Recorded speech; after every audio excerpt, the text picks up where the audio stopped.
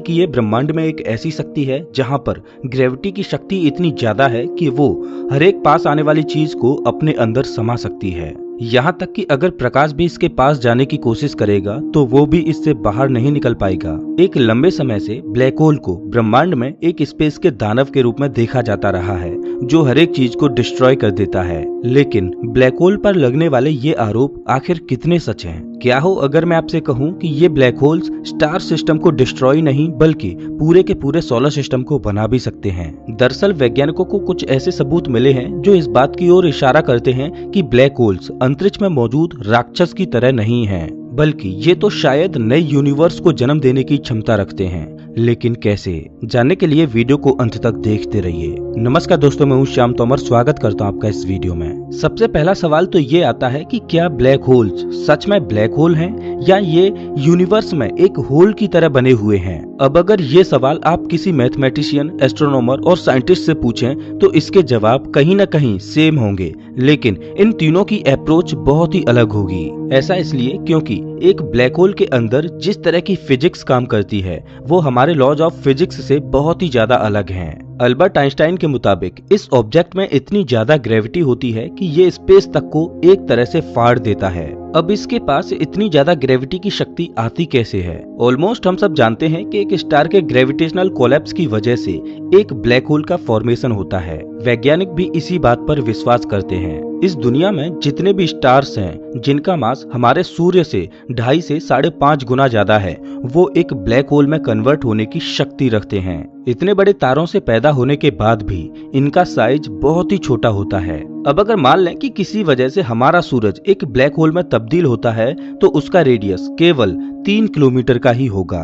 वैसे हमारा सूर्य तो ब्लैक होल नहीं बनने वाला, लेकिन मैं आपको जो बताना चाह रहा हूँ शायद वो आप समझ पा रहे होंगे। असल में बात यह है कि यूनिवर्स की किसी भी चीज को एक ब्लैक होल में कन्वर्ट किया जा सकता है, लेकिन उसके लिए उस ऑब्जेक्ट को बहुत जोर से कंप्रेस करके छोटा करना पड़ेगा। अगर आप हमारी धरती को कंप्रेस करके एक ब्लैक होल में कन्वर्ट करने की कोशिश करें तो उसे इतनी जोर से दबाना होगा कि उसका रेडियस केवल 0.89 सेंटीमीटर तक का हो जाए, यानी कि एक चावल के दाने जितना बड़ा। आप दो तरीकों से ब्लैक होल्स को समझ सकते हो, एक जिसमें जनरल रिलेटिविटी की थ्योरी से इसे समझा जा सकता है और दूसरा जिसमें इसे क्वांटम मैकेनिक्स की थ्योरी से समझा जा सकता है। जनरल रिलेटिविटी थ्योरी के मुताबिक ब्लैक होल का पूरा बाहरी सरफेस एक बाउंड्री की तरह है जो किसी भी तरह से प्रकाश या मैटर को बाहर नहीं जाने देता। इस बाउंड्री को इवेंट होराइजन कहा जाता है। ये वो पॉइंट है जहां से ब्लैक होल का ग्रेविटेशनल फोर्स अपने पास आने वाली हर एक चीज को अपने अंदर समाने लगता है।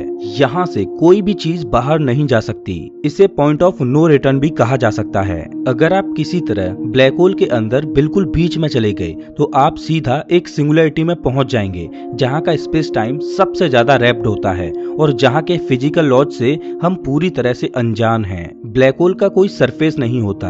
इवेंट होराइजन तो बस एक लक्ष्मण रेखा की तरह है जहां से ब्लैक होल की शुरुआत होती है। हमें ठीक से अभी तक ये तक नहीं पता कि एक ब्लैक होल के अंदर आखिर होता क्या है। ये सवाल दुनिया के हर एक फिजिसिस्ट को परेशान कर देता है। आखिर हम क्या एक्सपीरियंस करेंगे अगर गलती से हम ब्लैक होल के अंदर चले गए और बाहर से देखने वाले को हम कैसे दिखाई देंगे? एक बात तो पक्की है कि इवेंट होराइजन को क्रॉस करते ही आपकी रियलिटी पूरी तरह से बदल जाएगी। वैज्ञानिकों की माने तो जब आप इवेंट होराइजन को क्रॉस करोगे तो आपको इसका एहसास तक नहीं होगा। आपको ऐसा लगेगा जैसे आप लगातार एक पहाड़ से नीचे गिरते जा रहे हो। आपकी बॉडी पर किसी भी प्रकार का प्रेशर नहीं लगेगा। लेकिन ये बात भी सच है कि ऐसा सिर्फ बड़े ब्लैक होल्स के केस में ही होगा। एक छोटे ब्लैक होल के इवेंट होराइजन को क्रॉस करने से आपकी मौत बहुत ही दर्दनाक तरीके से होगी। बिल्कुल मैगी की तरह आपकी बॉडी स्ट्रेच हो जाएगी। इस घटना को स्पैगेटिफिकेशन भी कहा जाता है। वहीं अगर आप किसी बड़े से ब्लैक होल के अंदर जाएं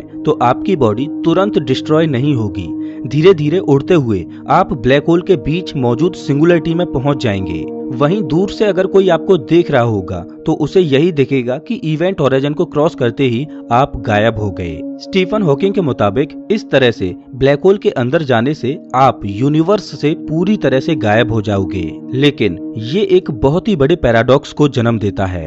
फिजिक्स का एक पक्का लॉ ये है कि इंफॉर्मेशन कभी भी डिस्ट्रॉय नहीं हो सकती। वहीं ब्लैक होल से बाहर खड़े व्यक्ति को यही दिखता है कि हम जिन एटम से बने हैं वो पूरी तरह से अंदर जाकर डिस्ट्रॉय हो गए हैं। अब इस थ्योरी के मुताबिक जो भी चीज ब्लैक होल के अंदर जाती है वो तुरंत एग्जिस्ट करना बंद कर देती है। सारा का सारा मैटर हीट में बदल जाता है, लेकिन ये चीज हमारे उस फंडामेंटल लॉ ऑफ फिजिक्स को तोड़ देती है जो कहता है कि इंफॉर्मेशन कभी भी डिस्ट्रॉय नहीं हो सकती। इसी को ब्लैक होल इंफॉर्मेशन पैराडॉक्स कहा जाता है। ब्लैक होल के इवेंट होराइजन पर एक वर्चुअल पार्टिकल एग्जिस्ट करता है जिसे हॉकिंग्स रेडिएशन भी कहा जाता है। ऐसा कह सकते हैं कि ये रेडिएशन ब्लैक होल में से ही निकल रहा होता है और जैसे जैसे ये बाहर जाता है ब्लैक होल का मास कम होता जाता है। हो सकता है कि इंफॉर्मेशन इसी रेडिएशन की फॉर्म में बाहर आ रही हो। कुछ वैज्ञानिकों ने इस पैराडॉक्स को समझने का एक और तरीका ढूंढ लिया है।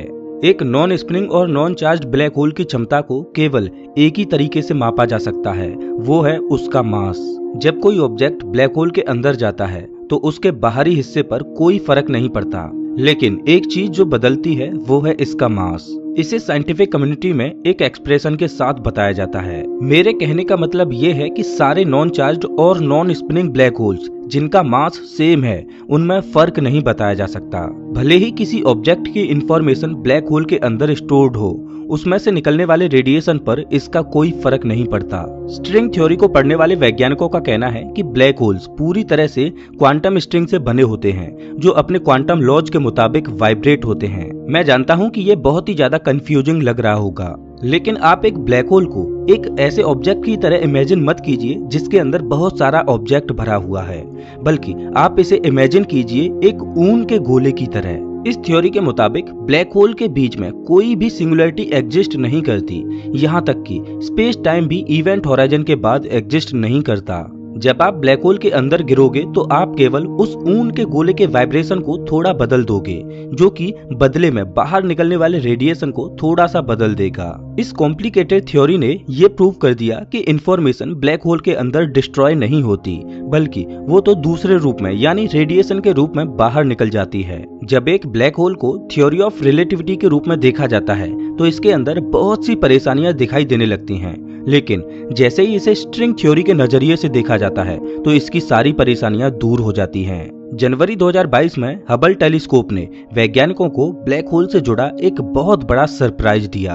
उन्हें पता चला कि ब्लैक होल से जो रेडिएशन निकलता है वो सीधा स्टार फॉर्मेशन के प्रोसेस को अफेक्ट करता है। हिंज 210 नाम की गैलेक्सी को ऑब्जर्व करते समय हबल टेलीस्कोप ने एक रेडिएशन के फ्लो को डिस्कवर किया जो कि एक गैस के कोकोन की तरफ जा रहा था।